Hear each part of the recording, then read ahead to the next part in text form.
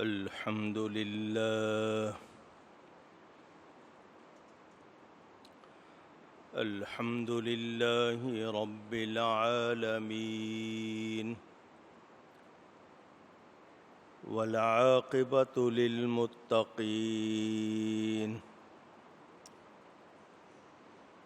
والصلاة والسلام على رسوله سید المرسلین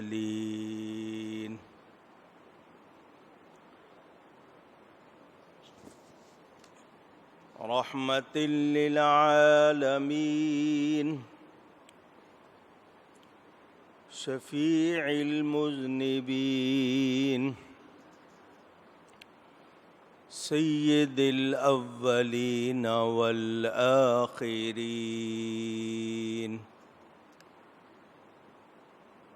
سیدنا ومولانا محمد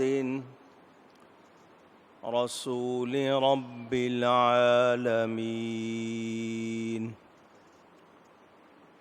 وعلى آلہ وصحبہ اجمعین.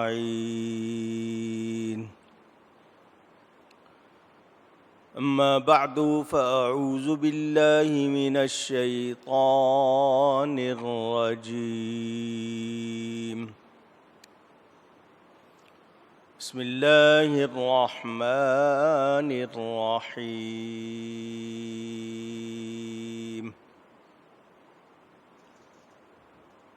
وقال الذين كفروا إن هذا إلا إفك افتراه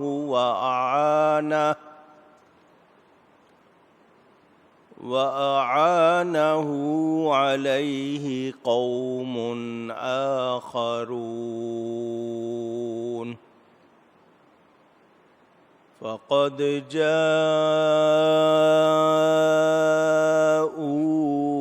ظلما وزورا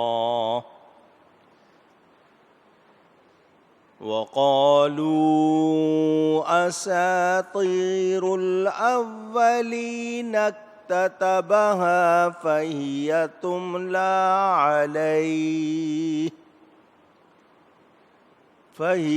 تملى عليه بكرة وأصيلا. صدق اللہ العلی العظیم. محبت کے ساتھ ایک مرتبہ درود شریف پڑھ لیجئے. اللہم صلی علی سیدنا و مولانا محمد معدن الجود والکرم وآلہ وصحبہ وبارک وسلم. الصلاة والسلام عليك يا رسول الله. الصلاة والسلام عليك يا حبيب الله. الصلاة والسلام عليك يا رحمة للعالمين وعلى آلك وأصحابك يا شفيع المذنبين. حمد و صلات کے بعد قرآن کریم کی سورۃ الفرقان کی تفسیر کا بیان آپ سن رہے ہیں. یہ بیان ہوا تھا کہ اور لوگوں نے اس کے سوا اپنی مرضی کے خدا بنا لیے ہیں. یہ جو خدا انہوں نے بنائے ہیں وہ کچھ نہیں بناتے، حالانکہ وہ خود پیدا کیے گئے ہیں. اور وہ خود اپنی جانوں کے برے بھلے کے مالک بھی نہیں ہیں، نہ انہیں مرنے کا اختیار، نہ جینے کا، نہ اٹھنے کا۔ یہ تفصیل سے سنا چکا کہ مراد وہ بت یا مظاہر قدرت، کسی نے آگ کو خدا بنا لیا، کسی نے پتھر کو بنا لیا، کسی نے پانی کو بنا لیا، یہ ان کا بیان۔ آپ کو بتایا تھا وہ لوگ جو یہ آیتیں پڑھ کر ہم اہل سنت کو کہتے ہیں کہ تم بھی نبیوں ولیوں کی پوجا کرتے ہو، تو ہم واضح کر چکے ہیں ہم نبیوں ولیوں کی پوجا نہیں کرتے، نہ زندہ کی نہ وفات پائے ہوئے کی۔ عبادت صرف اور صرف اللہ کی ہوتی ہے۔ نبیوں ولیوں کی تعظیم، اور تعظیم بھی وہ جو جائز ہے، جو تعظیم جائز نہیں وہ ہم کرتے نہیں۔ اگر کوئی شخص کرتا ہے تو یہ اس کا فعل ہے، اس کو اہل سنت کا فعل کہا جا سکتا نہیں۔ عبادت کے لائق صرف اور صرف اللہ کی ذات، اور وہ خالق ہے، سب کچھ اسی نے بنایا ہے، اس کو کسی نے نہیں بنایا۔ اسی کا کارخانہ قدرت ہے یہ سارے بت مل کر کچھ بھی بنا سکتے نہیں، یہ خود پیدا کیے گئے۔ پتھر پیدا کیے گئے، آگ پیدا کی گئی، لوہا پیدا کیا گیا، پانی پیدا کیا گیا۔ تو وہ لوگ جو آیت تو قرآن کی پڑھیں مگر اس کا غلط مفہوم بیان کریں، آیت اتری بتوں کے بارے میں لگا دیں نبیوں ولیوں پر، تو وہ ظالم ہیں، اور ظالموں کو اللہ ہدایت نہیں دیتا۔ اللہ فرماتا ہے وَقَالَ الَّذِينَ كَفَرُوا إِنْ هَذَا إِلَّا إِفْكٌ افْتَرَاهُ، اور کافر بولے یہ تو نہیں مگر ایک بہتان جو انہوں نے بنا لیا ہے۔ وَأَعَانَهُ عَلَيْهِ قَوْمٌ آخَرُونَ، اور اس پر اور لوگوں نے انہیں مدد دی۔ فَقَدْ جَاءُوا ظُلْمًا وَزُورًا، بے شک وہ ظلم اور جھوٹ پر آئے۔ کچھ لوگوں نے الزام لگایا تھا کہ قرآن نبی نے خود بنایا ہے۔ یہ گزشتہ واقعات تورات وغیرہ کے ان زبانوں میں آئے تھے، نبی ان کو عربی میں بنا کر ہمیں سنا دیتے ہیں اور اسے قرآن کہہ دیتے ہیں، معاذ اللہ۔ تو یہ جب انہوں نے الزام لگایا، اللہ تعالی نے اسے بہتان فرمایا، اور نبی پر جھوٹ کا بہتان یہ کتنا بڑا ظلم ہے اور کتنا بڑا جھوٹ ہے، یعنی تمام گناہوں سے بدترین گناہ ہے۔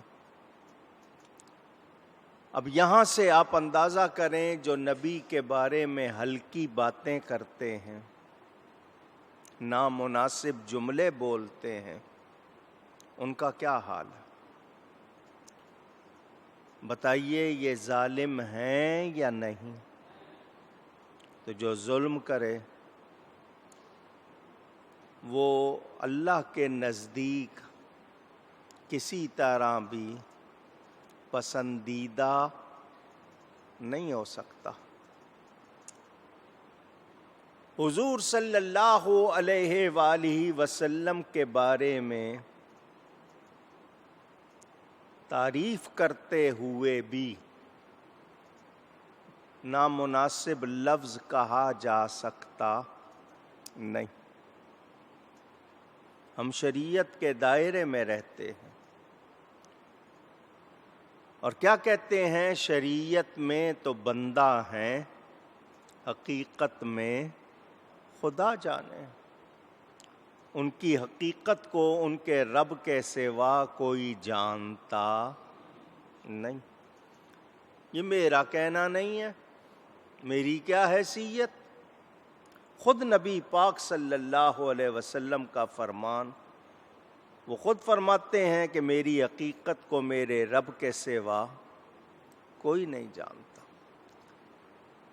اب کوئی اس میں بات کرتے ہوئے کہہ دے کہ نہیں وہ خدا ہیں، خدا کے شریک ہیں، جز ہیں، ٹکڑے ہیں، خدا جیسے ہیں، تو یہ ہماری باتیں نہیں ہیں، ہم ان باتوں کو مانتے نہیں۔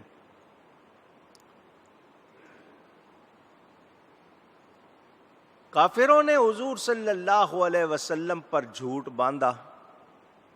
رستم کے، اسفندیار کے، جس طرح قصے پرانی کہانیاں ہوتی ہیں، عام کتابیں پہلے زمانے میں لوگ قصے کہانیاں ساری رات، الف لیلہ، ہزار رات، طلسم ہوش و ربا اور پتہ نہیں کیا کیا، ایسے ہی قرآن میں قصے کہانیاں ملتے ہیں جنہیں مذہبی رنگ دے دیا گیا ہے۔ ان کو کہا گیا کہ اگر تم یہ کہتے ہو کہ یہ نبی بنا لیتے ہیں، یہ خدا کا کلام نہیں ہے، تو اس جیسا بنا لاؤ، تھوڑا سا بنا لاؤ، ایک سورت بنا لاؤ، آیت بنا لاؤ۔ فَإِن لَّمْ تَفْعَلُوا وَلَن تَفْعَلُوا، اور اگر نہیں کر سکتے اور تم یقیناً نہیں کر سکتے تو پھر ڈرو۔ اور میں آپ کو یہ کہہ چکا 1400 کتنے برس گزر گئے، کیا انہوں نے کوشش نہیں کی ہوگی؟ تو پتہ چلا کہ یہ اللہ کا کلام ہے، بندے کا کلام اونچی نہیں۔ اللہ فرماتا ہے، یہ جو کہتے ہیں وَقَالُوا أَسَاطِيرُ الْأَوَّلِينَ اكْتَتَبَهَا فَهِيَ تُمْلَى عَلَيْهِ بُكْرَةً وَأَصِيلًا، اور بولے اگلوں کی کہانیاں ہیں جو انہوں نے لکھ لی ہیں، تو وہ ان پر صبح و شام پڑھی جاتی ہیں۔ جب انہوں نے یہ کہا، جواب آیا، قُلْ أَنزَلَهُ الَّذِي يَعْلَمُ السِّرَّ فِي السَّمَاوَاتِ وَالْأَرْضِ إِنَّهُ كَانَ غَفُورًا رَحِيمًا۔ اے میرے حبیب، آپ فرما دیجئے، اسے تو اس نے اتارا ہے جو آسمانوں اور زمین کی ہر چھپی بات کو جانتا ہے، بے شک وہ بخشنے والا مہربان ہے۔ تو تم جو کہتے ہو یہ کہانیاں ہیں، تو تم کیوں نہیں بنا کے لے آئے؟ تم سے کیوں نہ بنی؟ قرآن کریم میں غیبی خبریں ہیں، جہاں تک عقل کی رسائی، انسانی عقل کی رسائی نہیں، اس میں گزشتہ کے تاریخی واقعات ہی نہیں، غیبی خبریں بھی ہیں جو اس کی حقانیت کی دلیل ہے۔ یہ رب کا کلام، یہ کسی اور کا کلام۔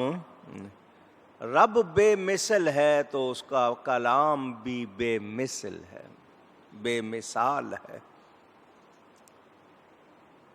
حضور صلی اللہ علیہ وآلہ وسلم کو غیب کا علم کس نے دیا؟ علوم غیبیہ پر مطلع ہونا۔ اطلاع دینے والا کون ہے؟ اللہ تعالی۔ اور یہ نبی پاک صلی اللہ علیہ وسلم کی نبوت کی دلیل ہے۔ کافر بھی جانتے تھے کہ نبی کہتے ہی اس کو ہیں جو غیب کی خبریں دیتا، کیونکہ لفظ نبی کے معنی المخبر عن الغیب، نبی کہتے ہی اس کو ہیں جو غیب کی خبریں دیتا ہے، غیب کی خبریں دیتا ہے۔ اب یہ آج نہ مانے تو یہ ان سے بھی گئے گزرے ہوئے یا نہیں ہوئے؟ پوچھ رہا ہوں آپ سے، ان سے کوئی پوچھے کہ تم نبی کے علم پر اعتراض کرتے ہو اور خود کو عالم کہلانا چاہتے ہو، تو کافروں نے بھی الزام لگائے تھے، تم بھی لگا رہے ہو، انہی جیسی باتیں کر رہے ہو۔ افتراء کے معنی اپنی طرف سے گڑھ لینا۔ ان کا یہی کہنا تھا کہ یہ قرآن انہوں نے خود بنایا ہوا۔ میں نے آپ کو یہ بات بتائی تھی کہ افتراء اس جھوٹ کو کہا جاتا ہے جو انسان خود گڑھ کر بیان کرتا ہے، اور جھوٹ عام ہے اپنا گھڑا ہوا کلام بیان کرے یا کسی دوسرے کا نقل کرے، وہ کذب ہے۔ وَأَعَانَهُ عَلَيْهِ، اور دوسروں نے کیا کیا؟ انہوں نے ان کی ہاں میں ہاں ملائی کہ جی انہوں نے کلام کے گڑھنے پر مدد کی۔ ان کا کہنا تھا یہ یہودی جو ہیں یہ پچھلی امتوں کی خبریں، پچھلی امتوں کی باتیں آ کر نبی کو سناتے ہیں، تو نبی ان زبانوں کو، ان لفظوں کو، اس کہانی کو اپنے انداز میں بدل کر قرآن کہہ کر سنا دیتے ہیں، تھوڑا سا تبدیل کر دیتے ہیں۔ یہ انہوں نے الزام لگایا۔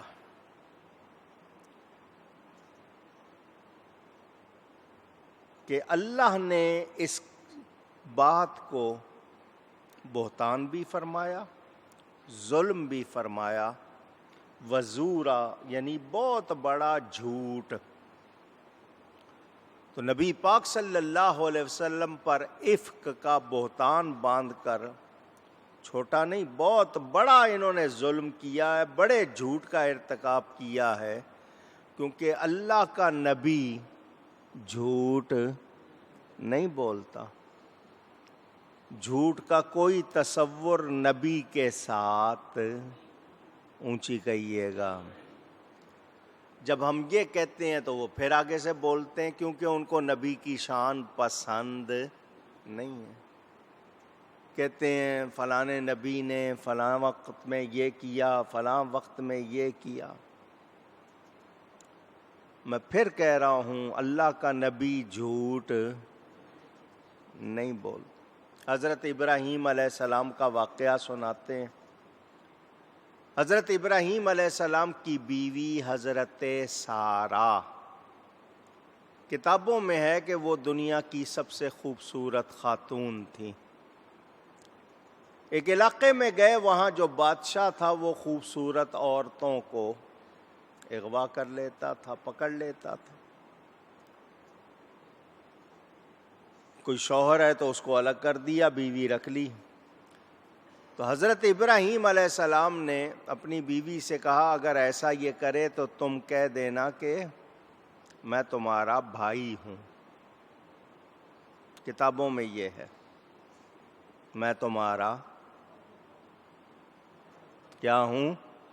کہنے گا دیکھو نبی نے یہ کہا، حالانکہ وہ بیوی تھی، یہ شوہر تھے. اس بات کو لے کر آگے شروع ہو جاتے ہیں. اب میں آپ کے سامنے قرآن کی ایک بات پڑھتا ہوں، ذرا دھیان سے. انما المؤمنون اخوہ، مومن آپس میں کیا ہیں؟ اونچی کہیے. ایمانی لحاظ سے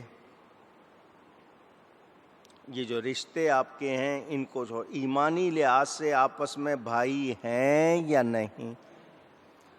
تو اگر حضرت ابراہیم نے یہ کہہ دیا کہ تم کہہ دینا اور مراد یہ ہے کہ ایمانی بھائی، تو کیا غلط ہوا؟ اونچی کہیں. وہ کہیں گے تم کو چونکہ ان کی عقیدت ہے تم ان کو بچانا چاہتے ہو اس لیے کہتے ہو. میں قرآن پڑھ رہا ہوں، رب کا فرمان ہے.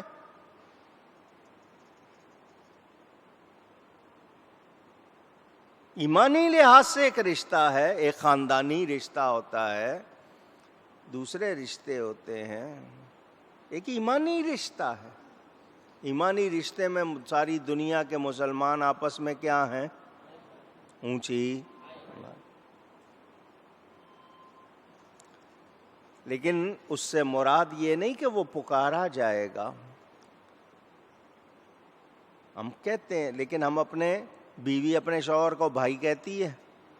پوچھ رہا ہوں، کیا قانون بن گیا؟ نہیں. وہ صرف اس بادشاہ کے اس ظلم سے بچنے کے لیے اس وقت یہ جملہ کہلایا کہ ایمانی نسبت کا خیال کر کے کہ ایمانی بھائی ہے. تو تم یہ کہنا چاہتے ہو کہ نبی نے جھوٹ بولا؟ تو ایسی کوئی بات نہیں. کہتے ہیں دیکھو حضرت ابراہیم علیہ السلام نے بت خود توڑے تھے، بڑے کے کندھے پہ کلاڑا رکھ دیا تھا بڑے بت کے. جب لوگوں نے پوچھا تو فرمایا اس نے بڑے نے توڑا ہوگا، دیکھو نبی ہیں توڑا خود ہے اور کہہ رہے ہیں اس پر. وہ ان کا عقیدہ ان کو سنا رہے تھے، الزامی جواب دے رہے تھے کہ تمہارا یہ کہنا ہے کہ ہمارے بت بڑے طاقتور ہیں، کوئی ان کو ٹیڑھی میلی نگاہ سے نہیں دیکھ سکتا، اور کوئی ان کا چورا چورا کر گیا یہ خود کو نہیں بچا سکے، تمہیں کیا بچائیں گے؟ وہ تو ان کو دیا تھا. تم جو کہتے ہو یہ تمہارا سب سے بڑا بت، اس کے سامنے سارے چورا چورا ہو گئے، یہ کیا کر رہا تھا؟ وہ ان کا جواب تھا. حضرت ابراہیم نے ہرگز جھوٹ نہیں، نبی جھوٹ بولتا نہیں. تو ان کا یہ کہنا کہ یہ نبی خود بنا لیتے ہیں، تو اللہ فرماتا ہے یہ سب سے بڑا جھوٹ. اور جو جھوٹ بولے وہ اپنے ایمان کی نفی کرتا ہے. رونا اس بات کا ہے وہ تو تھے کافر مشرک. آج مسلمان کہنے والوں نے، اپنے آپ کو مسلمان کہلانے والوں نے کتابوں میں لکھ دیا خدا بھی جھوٹ بول سکتا ہے. معاذ اللہ. آپ بھی کہیے معاذ اللہ کے معنی اللہ کی پناہ. ایسی بات سے اللہ کی پناہ. بات کی ہے نا تو دلیل بھی دیتے ہیں، ذرا دلیل سنو. دلیل دیتے ہیں وَهُوَ عَلَىٰ كُلِّ شَيْءٍ قَدِيرٌ، وہ ہر شے پر ہر چیز پر قادر ہے. تو جھوٹ بھی ایک چیز ہے. اگر یہ کہا جائے کہ وہ جھوٹ پر قدرت نہیں رکھتا تو ایک چیز تو کم ہو گئی. تو پھر ہر چیز پر تو قدرت نہیں ہوئی. یہ آگے سے دلیل دے رہے ہیں. اسی دلیل کو دے کے کل کو کوئی چوری کا نام لے گا، دوسرے گناہوں کا نام لے گا، یہ بھی وہ بھی چیزیں. ہمارا کہنا کیا ہے؟ اللہ تعالی ہر چاہے پر قادر ہے اور برائی کا تصور اس کے ساتھ ہو سکتا نہیں. جھگڑا ختم.